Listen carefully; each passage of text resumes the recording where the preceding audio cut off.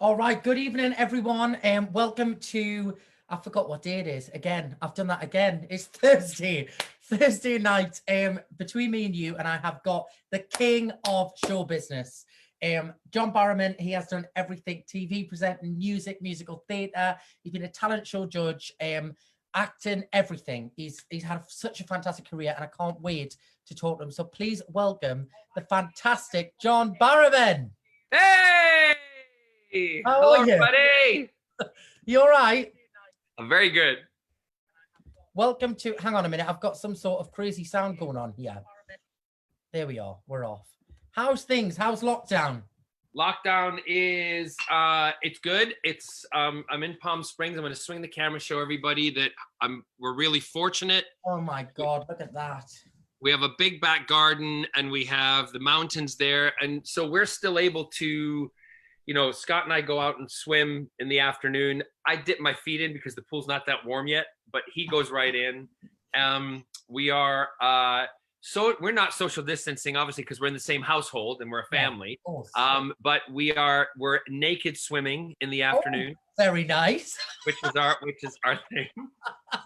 So if you're lucky, you can tune in privately, Joe, later.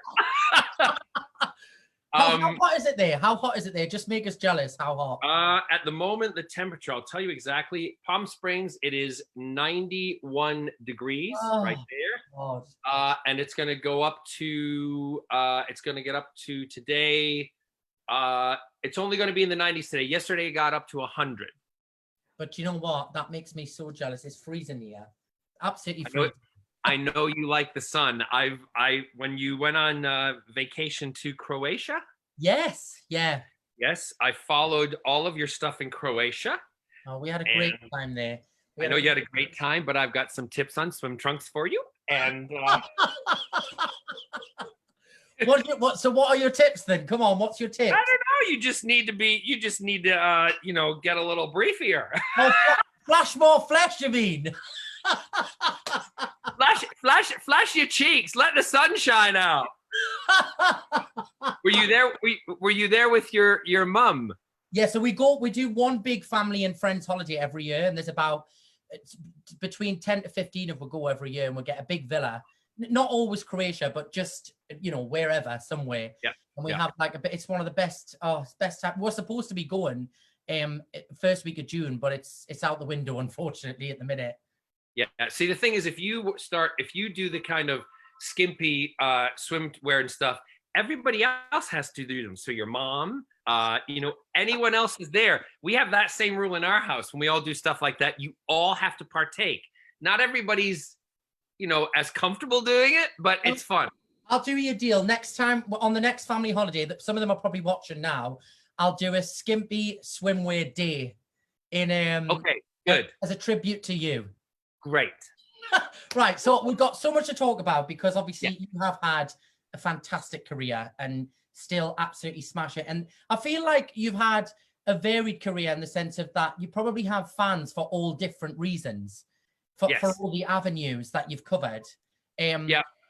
And that's my phone ringing. Sorry. And I wanted to know what's your biggest passion in show business out of all of them, or is that too difficult to choose? Well, it's the one thing I have. I never say to anybody what a favorite thing is or what I would say the thing I like the most, because I consider myself, and I always have, to be an entertainer. Yeah. And for me, the entertainment business, which is what we are, is a business. So therefore, it encapsulates everything that I do, from singing, from musical theater, from recording, writing with my sister, everything that I've done is encapsulated in that, because you wouldn't ask a tradesman who is a joiner or a plumber or someone who does building work to specifically focus on one thing. Very true. Because if they did, it would be very boring for them. And also, you'd have to have so many people doing different things in one place. So if you can branch out and do it. Now, I'm not saying I've been great at every one of them, but I've always tried my best.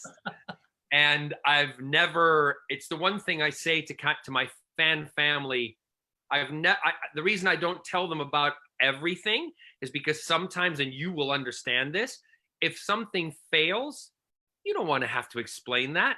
Yeah, true. You don't want to have to say, oh, it didn't work because of blah, blah, blah, because there are things that don't work, and there are things that we get emotionally upset about because we put our heart and soul into them, and there's a recovery time from it. And I don't want to have to, as probably you don't, explain that to people because it hurts. Yeah. And also, I had a fantastic performer on last night called Twinny, and we were talking about half the time it's just the politics of the industry. There's a whole system that goes on behind the scenes that is just, if you even try to explain it, it's just not worth the time. For instance, Tonight's the Night, a show I did for 5 years on the BBC. They just finished it. They just stopped, and people were enjoying it. It was doing very, quite well on Saturday evening, but they stopped it because the money went to another show that took a lot more money. Yeah. It's just the politics, isn't it? What do you want to ask me? What do I want to ask you? I want to go back to, because I supported you, and I know a lot of people probably ask you these same questions. So if they do, tell me, and I'll ask you something different, okay?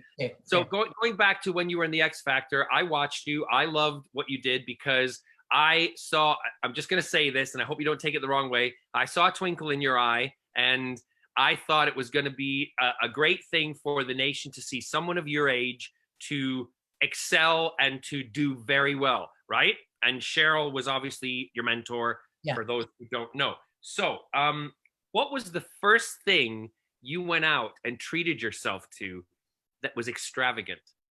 Well, the hilarious story about this is the first thing that was extravagant was actually an accident, because when you win the show, they take you from the X Factor house and they move you into the Dorchester for like 3 nights, which, if people don't know, it's probably one of the most expensive hotels to stay in London. Absolutely beautiful. And so you can imagine, we arrived there. I was absolutely ecstatic. I had this huge suite, but I also had about 7 months worth of clothes that obviously I'd lived in the house. I'd been given loads of stuff, and I had like bags and bags of laundry. So I was with my mom at the time, and she said, listen, let's just send the laundry to... I know what you're going to say. She said, let's send the laundry, just get somebody to do it. Well, the next day we came back, and I had this bill under the door, and I think it must have been about $2,500. I think it was the bill for this laundry. And I was like, and my mom was like, because the thing is, as well, is that people don't understand. You don't instantly earn a living the day after X Factor. It takes a while for your record advance to be processed and everything. So we're standing there, and the pair of us are like, we can't afford to pay this laundry bill. Because that would have been like one pair of underwear, $5.95, right? It was. They were all like hand wrapped with like gold tape and everything. It was the most extravagant thing. Gorgeous. So that was an accident. Yes. When you got your first check, what did you do? I think maybe a car. I think maybe I was learning how to drive. I think I bought a car, and I went on a really, really, really nice skiing holiday with all the family. Nice. So, but it was weird for me because I kind of grew up with nothing, so I was a little bit frightened to spend. I had that real kind of like, I don't know what to do. I remember when I first saw money in my bank account that I'd never saw that type of money before. I was like, wow, like, kind of cancel. I don't know what to do. It's good to appreciate it. And the thing that I think is one of the reasons I've always followed you and like what you do is because, like me, you're family orientated, and you treat your fan base like I call mine my fan family. Yes. So they're really important to us. Anyway, there you go. Yeah, no, it's very true. It's very true. I want to know, you've recently just finished judging on Dancing on Ice, yes. Which you were fantastic on, and I love that. I love seeing you on there. And I was fabulous. And they had the first same-sex couple, didn't they? Which was lovely. Yeah, we did. It was in Matt Evers and Ian H from Steps, and they broke ground. And for me, that was when we talked about it, I'm like, this is awesome. This is great. It's going to be. And I've been through different milestones in my life and my career with the LGBTQ plus community and doing things that have put things in the forefront, like for instance, same sex partnership and marriage. I was part of all that movement. I was, had meetings with going to number 10, doing all sorts of stuff with the government, and have done that since I came out very early on in my career. I've been very active, and adamant about people being treated fairly and as human beings. And if someone doesn't like who I am, screw you, piss off, move on, right? Yeah. So when they decided to do this, it was groundbreaking. And I thought, okay, it's going to be good. It's going to be fun. But I had no idea. Sorry, there's a fly. I had no idea that when they skated and I saw it for the first time, that I was going to get emotional. Yeah. And I lost it. And the reason I lost it, and I explained, we have a very brief window of time to explain what we have to do, and nothing's planned. I jot notes down while I'm watching the performance, but then as other people are talking, I formulate what I'm going to say. And when they came to me, I tried to make sense, but I just started crying because finally I had seen. Great, we see same-sex partners and we see relationships like that on television, movies, TV shows, and we watch them by ourselves. But for the first time, I was doing this and watching it with an entire nation at the same time, making the impact, and it hit me. And it represented who I was. It represented who my husband was, how I skate with him when we go to an ice rink at Christmas. Yeah. It represents how I dance with him.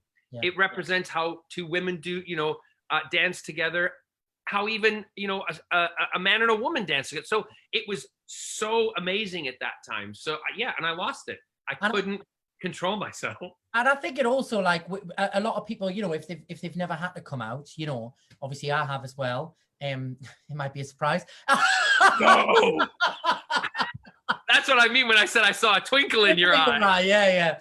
And but I think also people don't realize how much that helps young people seeing that on television. Like absolutely. And the one thing that we have to remember, and this is why people say, because there's a lot of discussion, as you know, with people who are in our industry. Well, why do we need to come out? Well, if you're being forced to come out, that is not right. We should not force people to come out, and we should not out them, because everybody's story is different and their emotional journey is different, and they have to be ready at their time. We have to help support them. However, if you are hiding because you're afraid of your job, you're hiding because you're afraid of how other people are going to react to you, it's really not a good enough excuse. Because there is that young man who is in, I'm just going to pick up a town out, in Aberdeen, in Scotland, who is still fearing coming out because his parents don't like gay people, yet he is gay. He needs to see representation, as do his parents, to know that it is okay. And it will get better. So that's why we have to do it. For the question for you then, what was it that made you take the leap? Well, I mean, when I went onto the show at 18, I'd never been away from home before. I'd never didn't really know who. For all of my American fans who just heard that, 18 is 18. See, I love the accent. I haven't managed to shake it off. And I remember sitting in the first. You know what it's like when you do press conferences, and they don't. You're scared. They don't really do them as much now, like them kind of boardroom meetings where all the journalists come in. But I remember they said, before we walked in, they said this is going to be horrific. Like, just get ready, because it's going to be the first time you're going to experience this, and you're going to feel like exposed. And, went in there and I've never been asked so many questions, like so many personal questions about family members. And I remember coming out at the end, I literally was like this, what the hell has just happened? Yeah, and the one thing they always asked in those days, if I can jump in and correct me if I'm wrong, do you have a girlfriend? Yeah, they did, and to be honest with you, I didn't really know who I was, and I thought, hang on a minute. Yeah, of course you don't. I'm not going to offer up that information until I'm sure of who I am. And once I know who I am, I will quite happily share that with the whole world. So it got to the point where obviously I realized who I was, and I realized that I was gay, and I was like, right, okay, let's talk about it.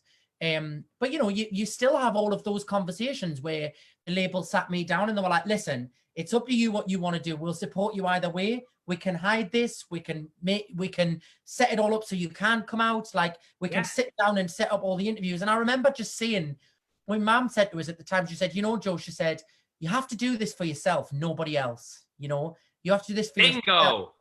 And she said, you know, and I turned around to her there and then, and I said, you know what? Like, if nobody bought my album because I was gay, then I don't want them to buy my album anyways. You know, so goodbye, and here I am. Exactly. Do you know what I mean? Yeah, and that's what I tell a lot of young people who ask me advice, and you know, and again, you get the same thing. I know you do from people, and they'll say, "How do I do?" You have to live your own life. Yeah. You have to think, am I living my life in secrecy for my parents or my family or my friends? Or am I going to live my life for myself and share that with everybody to make a difference? That's the big thing you have to do. Yeah, no, I'm the same with you. I don't like, if someone, I say that about TV shows, everything. If you don't want to watch me, change the channel. Yeah, yeah, exactly. Don't come on and complain about it. And, oh, I don't like him because he's self-righteous and he's LGBTQ, this, that, and this, and the next thing. Turn the fucking channel.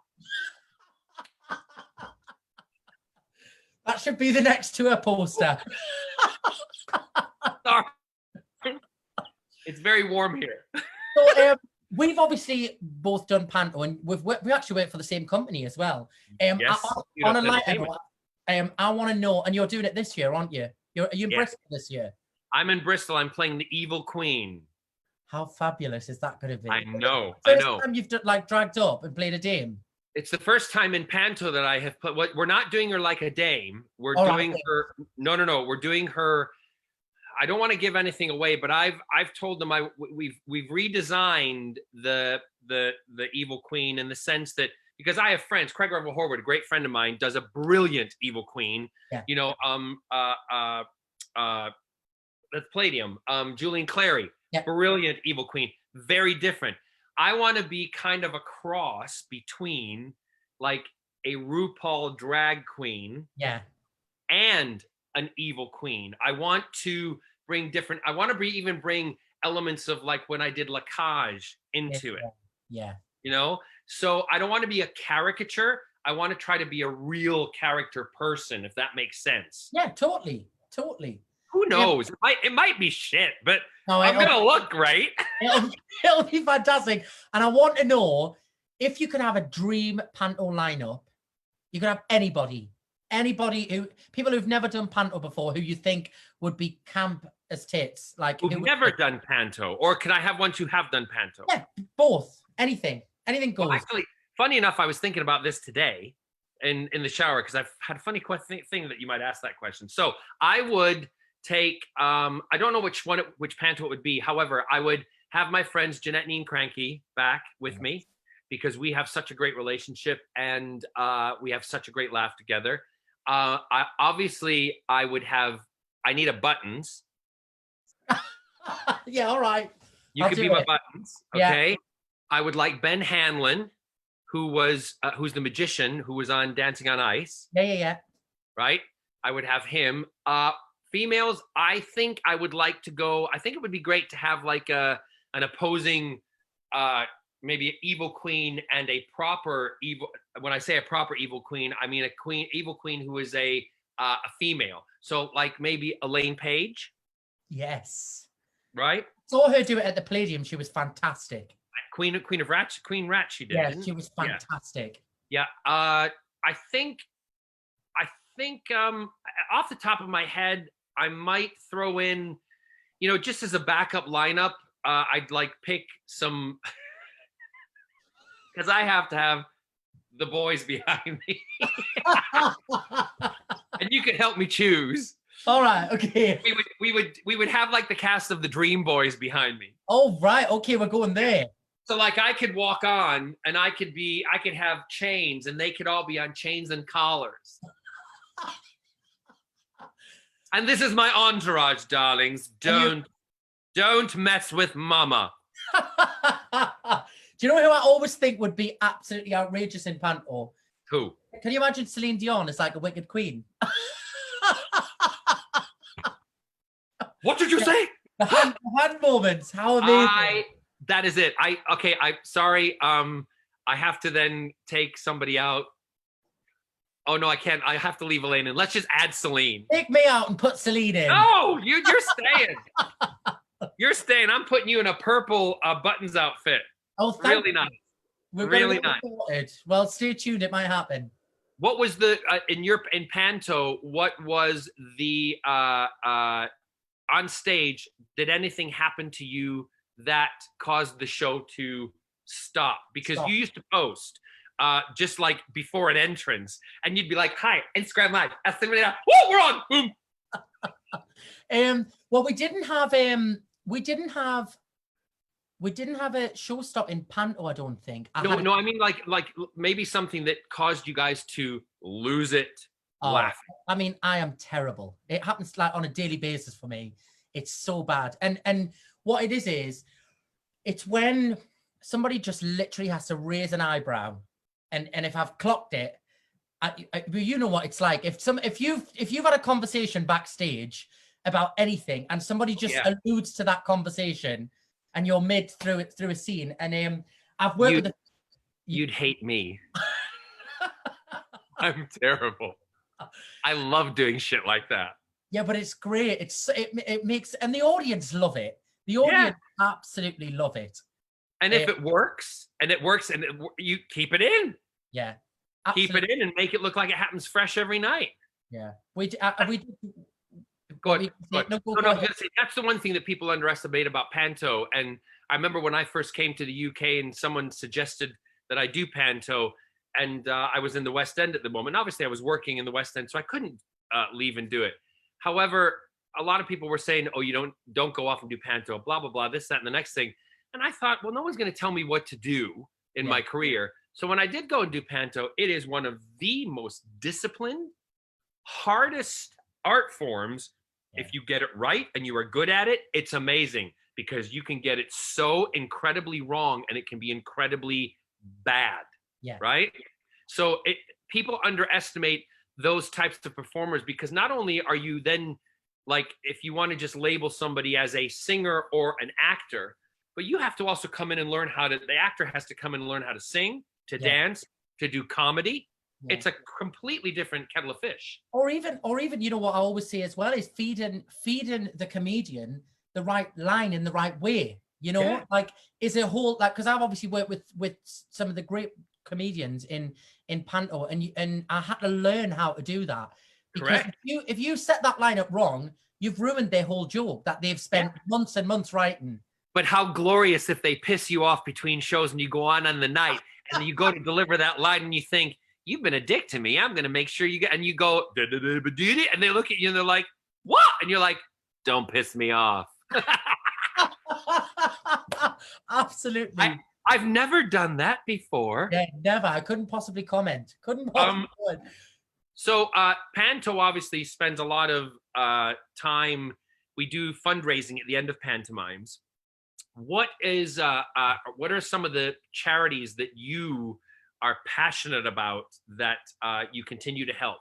Well, so I've done over the years, pretty much straight out of coming off X Factor, I became a regional ambassador of the Teenage Cancer Trust, and we did half marathons. We did a big kind of family and friends bike ride. We did like a 300-mile bike rides. So one from the Lake District back over to Newcastle. We did one from Scotland down to Newcastle. But most recently, I've started working with a charity. I've been made an ambassador of If You Care Share, which is a suicide prevention charity. Great. And just helps with mental health. And well, you know, like their mantra is all about kind of, it's just okay to feel rubbish. You don't have to put a label on it, but this is a place where you can come when you feel rubbish, and we'll help you. They've got counselors. They've got like all. Honestly, I actually stumbled across the charity by an accident. I was out with friends, and I met this wonderful lady, Shirley, who set up the charity. And you know, I'd had about 15 vodka and Diet Coke because I was on a night out. I wasn't, and she told us a story, and I got really upset. And I just said, "Listen, I'm going to do something for you. And I could tell she was looking at as if to be like, yeah, right. Like another person that comes up to you and says they're going to do something. Had that before, yeah. But I am one of them people, if I say I'm going to do it, I will do it. So we did a massive concert for them last year and raised money for them. And I just think, I mean, you will get this. Like, I just think there's so much crap that's written in our world of entertainment that if you can just shine a little bit of the spotlight on something that's actually important, then I tell people it's okay to have a duvet day. Yeah, totally. And I say if you're able, like I'm okay and I'm able, that if I have a duvet day, pick myself up and I can move on. But if you can't, it's okay to call for help. It's okay to, if you need medication to help with it, it's okay to do that. Never feel ashamed of feeling down. Yeah. And just, it's okay to not be okay. Exactly. I want to know some jungle secrets. So I want to know some secrets that weren't on television, or things that maybe we'd be interested to know that we don't know. Okay. So I'm trying to think off the top of my head. Scott, you might be able to help me with this. Some jungle secrets. He's in bed still reading. It's the morning here, by the way. Some jungle secrets that people wouldn't know about that kind of happened. No, when somebody else was in the jungle. Of course, when I was in the jungle. Oh, what's the? He's completely naked, so I can't show you. Maybe later, doll. Because it's impressive. Stop it. So, no, Scott, it's a family show. I don't know. Okay, when we were, there was one moment with Malik when we were, and this wasn't shown on camera. We went down because every morning we'd go down and shower with different people, or we'd shower with the same people. Malik one time wanted to go down and shower. No one was available because you have to travel in twos or three. Yeah. You're not allowed to go by yourself in case something happens. So Malik was going down there and went for the shower. I went down with him. We showered. You shower in your underpants. You know, you see each other naked. No big deal. Well, all of a sudden, Malik pulls his underpants off. And I went, what are you doing? And he went, I'm going to take a shower. I went, Malik, you realize you're on camera. Everything you do can be seen. And I went, as impressive as it is, put it away. Because you don't want that on camera. And he was like, oh yeah. And put his pants. You forget of course. You're on camera at times. Some of the other, there was I don't know if this came across, but there was a baby wipe incident for, the girls are supplied. Now, this is maybe, I hope you don't take this the wrong way, everybody out there, but I'm going to be honest. The girls, for feminine hygiene reasons, are provided with certain kinds of wipes for, whereas everybody else, the boys just get toilet paper.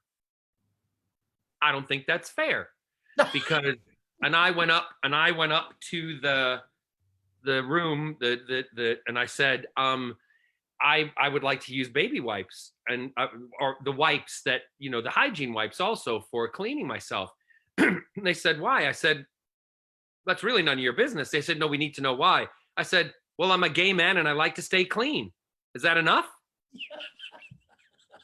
What was the response? They went, they can't tell you right there and then because they have to then go brief production. So they go to talk to production to see if it's okay. We were allowed to use wipes. And do you know something? The boys were stealing the wipes to use them.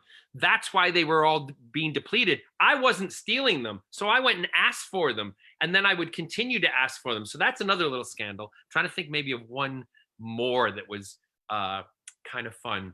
Do you, like, one that I always ask is, because I mean, I've had a few friends that have gone to the jungle and I've never actually asked them this. Have you done it? You haven't done it, have you? I mean, I think I'd quite enjoy it. You should do it. Yeah, I'm terrified of rats though. Terrified. You know what? You think that? I'm telling you this honestly. I'm terrified of certain things also, but see, when you're there, it's not that scary. Get on with it. It's scary. Your brain goes into a certain mode, and I know you'd be good at it because I just know this vibe that you're a good worker, you're a grafter. So you just get in that situation, you're like, just got to get through it. I'm covered in rats right now, but I just got to wait. I got to get through it. You would love it. And you listen, and you have so much fun. Yeah, I mean, I'm gonna call the producers and tell them that you're interested. Do it. Okay. What do you want to ask me? Well, if let me look at my little things here. So I want to go back to again about your nan. Are you okay to talk about her? Yeah, of course. She's watching tonight. I think I've managed to get her on Facebook, so she's watching. So again, what's the one thing that piece of advice that your nan's given you over the years that you kind of go back to? My gran lived with us. I grew up with a gran and a mother and an Aunt Jeannie and very, very strong women in my life and strong men in my life, but the strong women in my life, my gran Barrowman, they were women who were well born before their time. You know what I mean? Same. She's always really good at well, you know what it's like in our world of entertainment. You know, you get knocked back. So there's quite a bit of rejection, and like what we're saying earlier on, the things that people don't see. And she's always really good at just breaking it down into really simple terms. You know, of just like it's really not that, like, you know, I'll go in about stressed about something, and she's like, it's really not that big of a deal. You know, and then well, you know why? Because cream always rises to the top. You know, and she's always just like, just keep doing what you're doing. Yep. And it'll all be fine. So she's always good like that. But in terms of, she's just a wise woman, you know, and she takes absolutely no prisoners. Yes, no. And that generation, they didn't. My gran was, who obviously was much old, if she was alive, would be much older than your nan. But she used to, her big line to us was, John, everybody wipes their arse. Yes, that's a good one. That is a good one. When you look at it like that, you're like, you're just the same as me. Yeah. It's just a little thing. If you want a good movie to watch with your nan and your mom, that one right there. Imitation of Life. I've never seen that, actually. Oh, Imitation of Life with Lana Turner and John Gavin.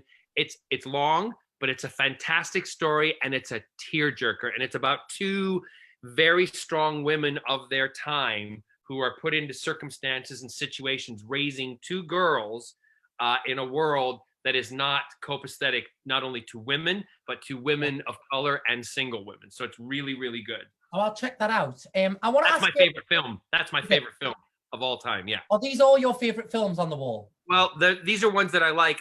You know, that's The Day the Earth Stood Still, which is one of my great big sci-fi ones. And then over here we have Forbidden Planet.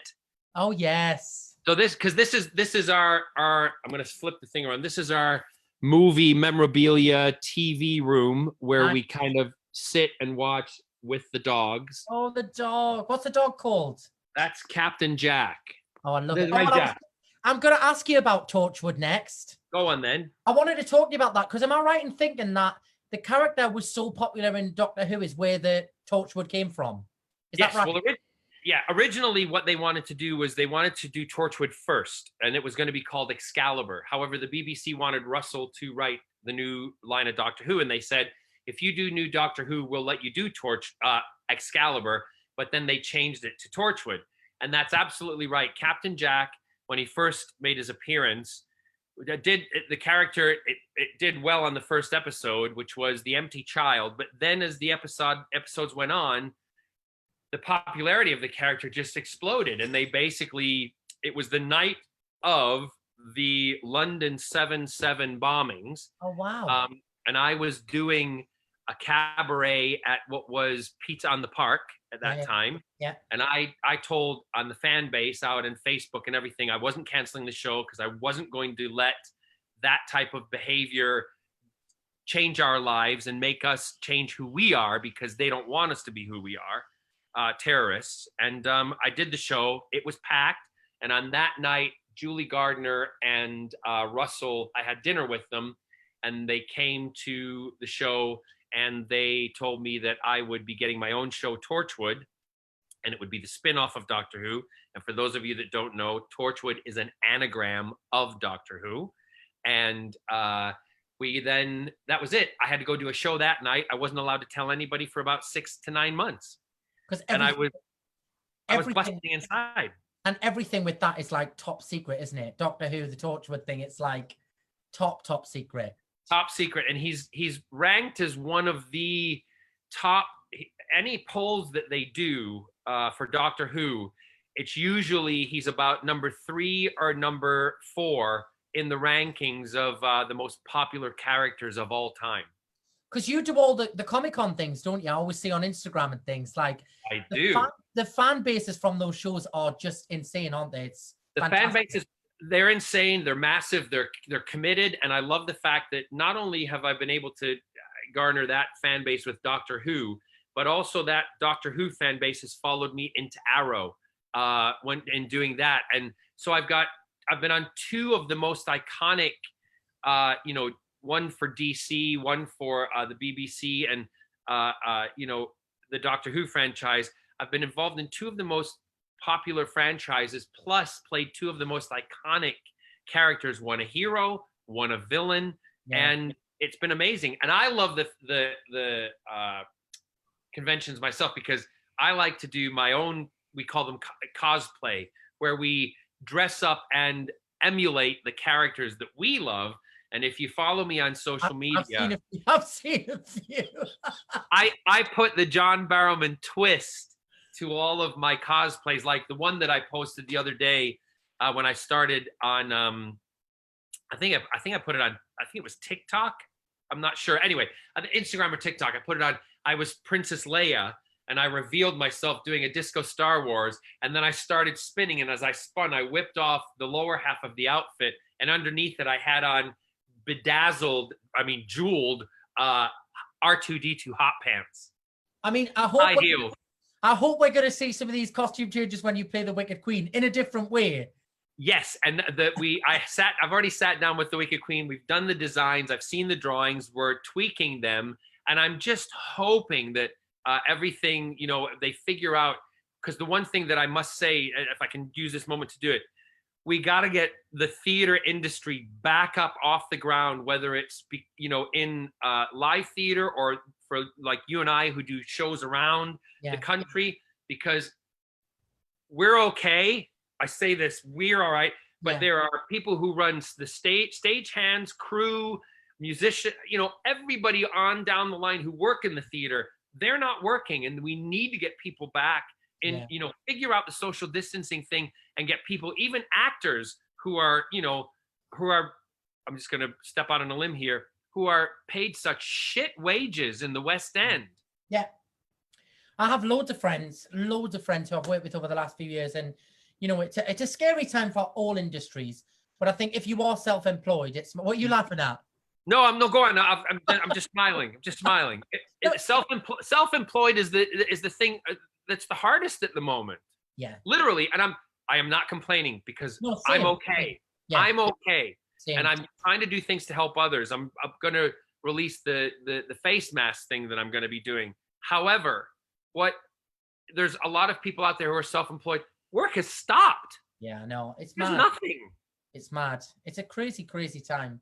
Is it worked, I think it's your question. Yeah, it is. You've worked with some friends of mine. Who? So I told you some secrets from behind the scenes in the jungle. Yes. I want to know some secrets about the Joseph boys. Oh, which ones? Keith Jack. Oh, Keith. So Keith, if people don't know, Keith, we met years and years ago through all of the Joseph stuff. And then Keith was a special guest on one of my solo tours a couple of years ago. And we had so much fun. And I've known Keith, for those of you who don't know, since the Joseph program where we looked for a Joseph, and I was a judge on the BBC. And Keith has remained a friend of mine and calls me all the time for advice. And he's probably watching now. And hello, Keith, if you're watching. Do you know what? Keith was lovely, and he was very well behaved. I think he was the sensible one on that tour. I think the other boys I was quite sensible because I'm a bit of a paranoia when I've got to look after my voice. The You know, Voce, like, darling, the on, Voce. on concert tours, it's a bit crazy, but me and Keith were the sensible two, and the other two boys who were the special guests were up with the band all hours of the night on the tour bus. Yes. So me and Keith had a bit of a life through the day. I think the rest of them just slept until 6 p.m. before sound check. But he's such a lovely guy and so talented as well. Yeah, yeah. And as I say, you and he both look good in a loincloth. Anyway. Your question. We try. Well, it's funny, actually. I was going to ask you, what is your most embarrassing moment on stage? Can you say it? I don't care. Of course I can say it. I've had more than one embarrassing moment on stage. Everything from coming out with, I remember one time in Panto, really quickly, in a quick change, I came out and I put my boots on the wrong feet and they were pointing. And I did, because of that, I looked at it. So I played it. When I started walking, I made my feet go in different directions. Oh God, that is hilarious. And people couldn't, they were like, and then they realized they couldn't stop laughing. So I'm like, what? Anyway, one of the most embarrassing things that happened to me was when I was, and it's happened a couple of times. I'm allergic to shellfish, okay? Okay. And the first time this happened to me, somebody played a prank on me and put laxative in my drinking water. And I was on a show when I was 18 or 19 years old. I was performing at a place called Opryland, USA, in white polyester, a onesuit, like onesie with a yellow vest. And I was doing a song. I was singing, I got music, I got rhythm, I got my gal who could ask for anything more. And I thought, oh, I've just got to leak one a little out, right? And I went, oh, wait. I got daisies in green pastures. I got my gal who could ask, and I felt heat in my, and I'm kicking, and it's going down my legs, and I'm trying to back up to get off stage. Basically, I had very violent diarrhea in my white polyester pants, and I'm kicking it, and it's flicking onto the audience. Oh God! So I got off anyway. My understudy had put laxative as a joke in my water. Now jump to, I was doing a show at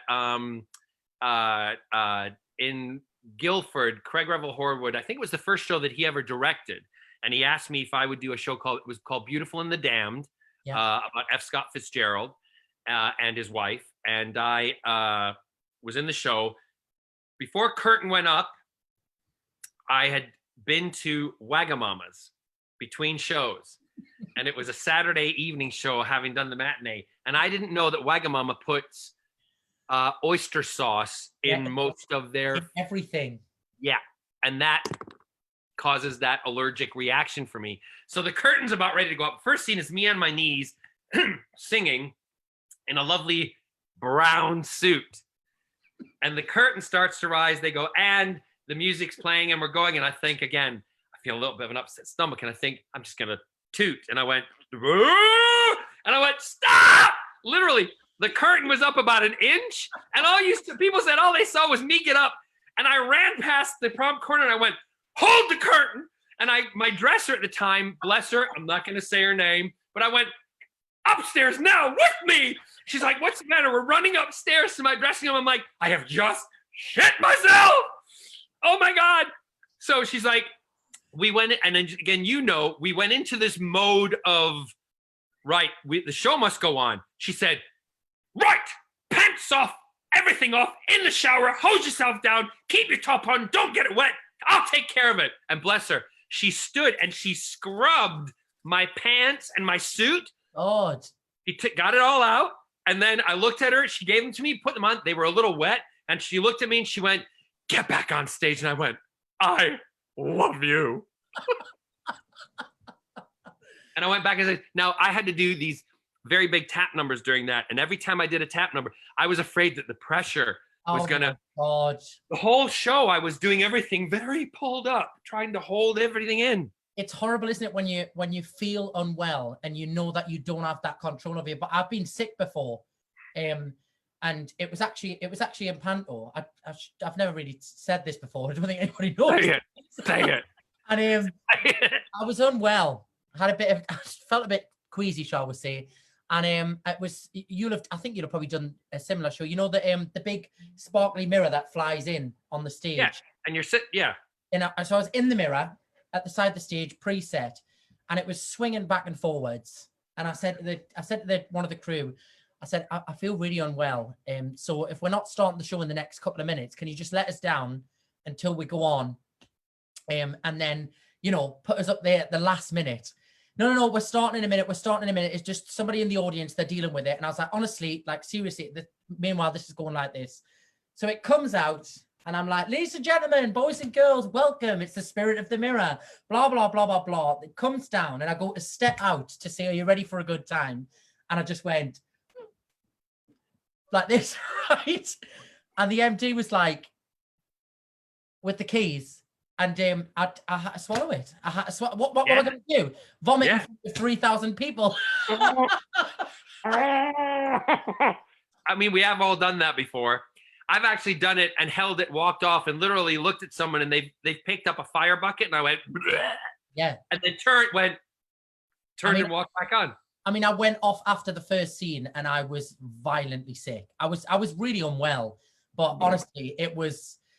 That's probably the worst thing. And that feeling of as I walk down the front and you're trying to fraud it and be like, I'm here, I'm ready to have a great time. And you literally just want to get on the floor, or you just want somebody to just make you disappear. Wouldn't it have been horrible if you'd done that and then the next 30 seconds, someone comes on and is like, give us a kiss. Yeah, the romantic lead. Bleh, bleh. Oh, terrible. What's one thing that people that something about yourself that people would never guess? For instance, for me, when I'm driving, I have a habit. I do this. Or you pick your nose. Pick my nose. Yeah. Were you looking at your mum there for what you do? I'm trying to think what mine is.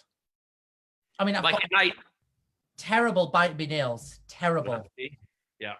Like before I go on stage, I will literally sit for like half an hour. It's like a nervous twitch thing. And I've tried so many times to not bite my nails. What else? Like, have you ever done, I've cut my big toenail once, right? And then to see if it could fit between my teeth. Oh, no. I am actually terrified of cutting my own toenails. That's a weird Really? thing. Yeah. Okay, see, that's something. The feeling of clippers going near my feet, I think they're going to nip the skin under my toe, and it literally makes us like it's horrible. It literally goes. It's like somebody scratching their fingers down a blackboard. It's horrible. What year? What month were you born in? What star sign are you? Gemini. Okay. Yeah. Right. I want to know, like, you obviously have had huge successful albums, and do you enjoy being on tour? Honey, not as successful as you. Your albums are pretty good. Oh, bless you. That's very kind. You're a platinum, baby. I've gone gold. You're platinum. I didn't know I'm a platinum. I didn't know that. Yeah, I think you're platinum because of your worldwide sales. You're platinum. Wow. Do you enjoy touring and being on the road with your own shows? I absolutely love touring. I love the thing that I love about touring and doing what I call my concerts are the fact that I get to do what I want to do. I get to show people more inside my life by showing videos, photographs, telling the stories, like stories that I told you about, those theater stories, and basically like the conversation we're having now. And what I do is I write it, I structure it. My manager Gavin, when we do the runs of the show towards the end of rehearsals, as you know, you do the band rehearsals, and then we'll do a run of it. He'll then mark and go, this works, this doesn't, and then also watches on the first show, because I always go off on a tangent. And the one thing that I love about doing those shows is I include my family in it. I make it very entertaining for people. I guarantee people when they come to see it, they will go out feeling they've spent their money well, that they've had a great night of entertainment, and there's never a down, dull moment. Yeah, I love touring. It's funny because it used to be that you could only tour, and a lot of people only like you to tour when you do an album. It's changed now. It's changed. I don't kind of have that philosophy anymore. And I did the Christmas album, and because I've always wanted to do one, and we did a tour. We did my 30-year anniversary tour prior to that. Yeah. And then we did the Christmas album and the Christmas tour. And then we were this year, if all was okay, I was going to be doing concerts dotted around the country, but not a tour until next year. But, like I said, everything's up in the air. Here, I'm saying this right now and putting this a little bug in your ear, because I know we recorded both for the same record label at one point. Yes. We should team up and do a duo album. Yes, let's do it. A pop and musical theater mixture. What would we call it? That's the question. Well, that's something we can... we're not gonna figure that out right now. I'm just thinking of a first title, a great first title. What would be good? I don't know. Who said that? What was someone said in the background? What'd you say? Somebody's being rude because I've got a question for you in a minute. Barrow Joe. No, we could mix it up and no, never mind. I can't say that. That wouldn't be a good album. Let's talk about that. That would be fun. No, seriously, let's talk about it. There's other duos out there. And I think ours I guarantee you we could give them a run for their money. Ours would be the most fabulous as well. Yeah, and I think it would be uplifting and, really, really a lot of fun. And we'd rock it. Yeah, we would. You'd come out in a Speedo, I'd come out in a headdress, and we'd be like, "Morning, everybody! Welcome to the show! It's the 2 J's!" Yeah, the 2 G's. There it is. And I see a TV series coming out of it. Me too. On the road. On the road with the J's. Yeah, let's get that locked in. Okay, no, I'm serious. Same. Let's do it. Because with our repertoire and our voices you've got a much higher voice than I do, and my voice is in more in the mid, but I can still hit the high stuff. I think together as a blend, and we could rock some duets that have only been done by men and women, and we could do it from the male point of all sorts of stuff. I'll do it. I'll on one premise that we can do a version of Enough is Enough as well, like Barbara and Donna. You don't have to twist my arm. It's just who gets to be Barbara and who gets to be Donna. Do you know what? There'll be a fight. Yeah, we'd have to think about that. Because I know you want to be Barbara. I do. I'll be Donna, don't worry. Have you got one more question for me? I think we've got one more each, I think. I've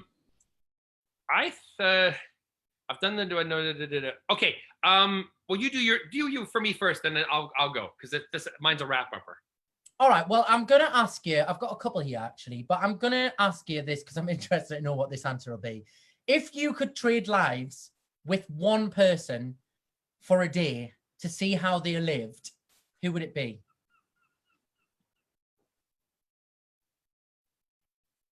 Do you know? I have to answer this honestly, completely. I actually wouldn't trade with anybody. Really? I wouldn't, because I could, in my head, I'm rattling through people there and going, would I do da da da da? I'm very happy with my life. Yeah. I'm very happy with my family. I'm happy with who I am. And so I'm content. If I were to do it as like you're just saying, like a one-day thing to see how they live their life. Ooh.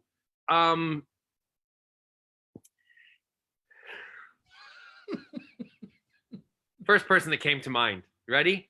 Yeah. It's gonna sound stupid. And people will be like, why do you want to? Because I just want to see how outlandishly outrageous it is. Yeah. Kim Kardashian. Yeah, do you know what I thought as well, like somebody like Mariah Carey. Yes, a world that is so alien to me, Yeah. or something that I could go in and I could change. Yeah. Yeah. Like Donald Trump's life for a day. Yeah. I mean, there'd be Just many to go people- and then and screw it up for him a little bit. Or, go and find out what Melania is really like. Yeah. I mean, I think, yeah, I mean, that would be, I mean, anyone would like to be a fly on the wall in that world, I think, especially at the moment. Wow. Oof. Anyway, that's kind of the anyway. But I think like a Kim Kardashian or like you say a Mariah Carey would be the types to go because the lives are completely alien to what we live. Yeah. To what we live. I just remember when we did X Factor, she came on the show, Mariah Carey, and she got virtually carried down the corridor by two security guards. And I remember thinking, imagine being so oblivious to real life that you thought that was okay to allow two people to carry you down a corridor. Well, we did. I won't go into too much detail because of legal reasons, but I was doing something where she was a guest on it, and they spent a fortune on all the stuff brought out for her, and they covered everything in white, and then she never showed up. Madness. Apparently. Allegedly. But I was there. And the other thing is that saying things like that. There was somebody I saw. He was it was a program, and it was based on it was a guy who was a kabuki artist. They're very, very famous,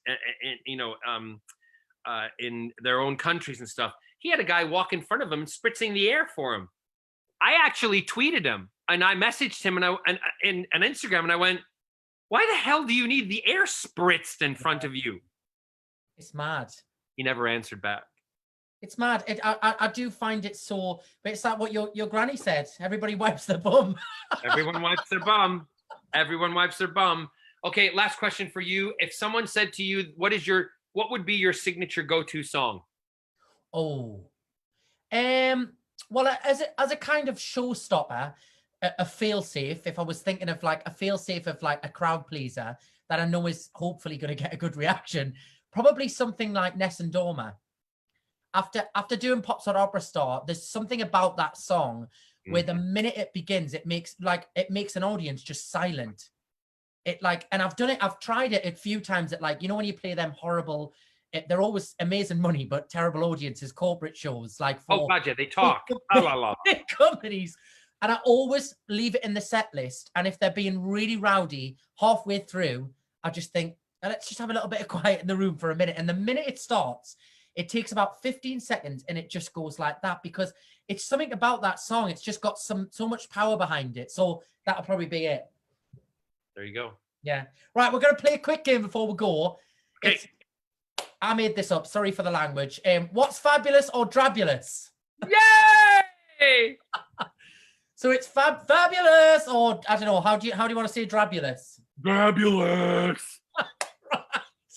Are you ready? So wait, before we start, can people watch this online? Yeah. So it'll stay on my Facebook now for when it. So you give me that link that you've given me, I can send people to watch it.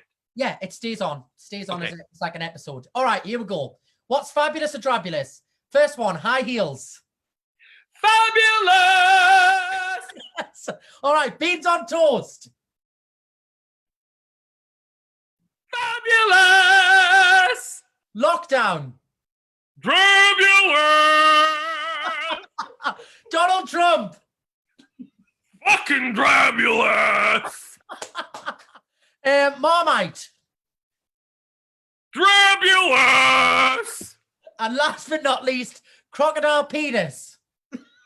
Fabulous. Hey, that's what we could call our album, Crocodile Cock. I can imagine straight, and this week's number one is Crocodile by Joe Mcelderry and John Barrowman. Woo! There we are. We'll start working on that once lockdown finishes. Oh, we got it. Oh, thank you so much for joining us. It's been fabulous. Thank you for brightening up my day. It's the one thing that it's nice to do these kind of things, and if they're spontaneous and fun, and let people kind of an insight into what's going on in everybody's life. I can show you the hubby now. You ready? Here he is. Say good morning, Scotty. Hello, Scott. Hiya. Hello. How you doing? Very well. Very well. So he's having his coffee. We're up and about now. Thank you for having me. It's been great. And seriously, let's talk. Yes, please. I really want to do that now. That's got us excited. Brilliant. Right, everyone, clap in your houses for John Barrowman. Woo! And I will see you when lockdown's over, hopefully. But don't get clap in your houses because you're in lockdown. Yeah, and actually, we have to clap for the carers now. It's 8 o'clock. All right, clap. Clap for the carers. Thank you so much for joining. joining. For the NHS. Yeah. Somebody clap for the NHS. Thank you for joining, John. You're welcome. Thanks, guys. Lots of love. Love to your mom and your nan. I will. And over to you as well. Bye. Bye. Bye. Thank you for joining, everybody. And tomorrow we will have Chizzy on tomorrow night at 7 p.m. Make sure you're clapping for the carers now. It's literally 8 o'clock. It is 8 o'clock. So thank you for joining, and we'll see you tomorrow. Lots of love.